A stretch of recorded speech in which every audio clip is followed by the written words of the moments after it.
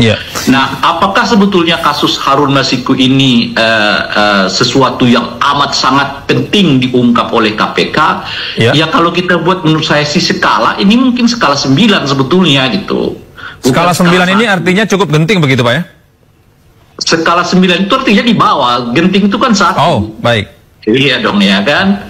Nah, kenapa gitu? Karena pertama ya, penyelenggara pemilu itu kan khususnya yang berkaitan dengan suap ini gitu ya. Ini kan suap bukan korupsi sebetulnya kan.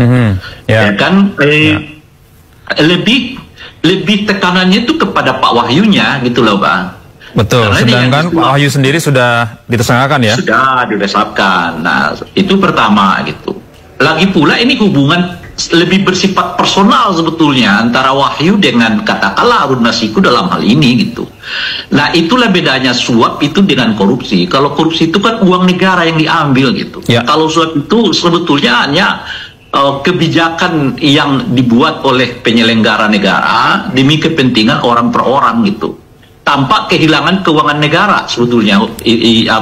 Bedanya itu di situ gitu.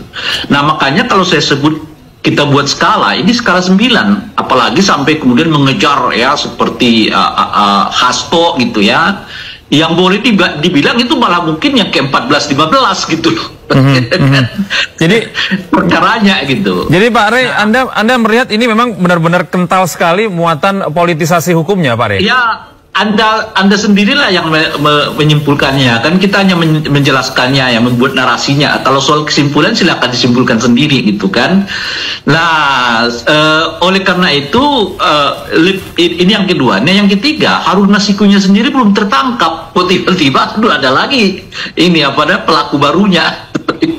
Kan. Nah, jadi silakan disimpulkan sendiri dengan narasi yang kita sebutkan sebelumnya.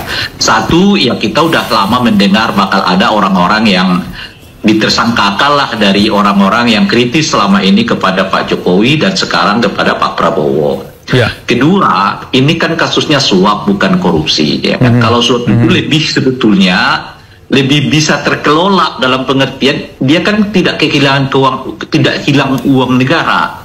Yang ada itu adalah orang menjual belikan kewenangan yang ada pada dirinya untuk kepentingan orang per orang gitu. Itu namanya suap gitu.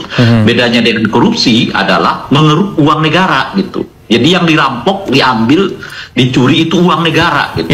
Dengan kewenangan jabatan yang ada pada dirinya gitu ya. Nah, yang ketiga, yang pelaku utamanya sendiri pun penyuapnya belum tertangkap. Nah, tiba-tiba sudah muncul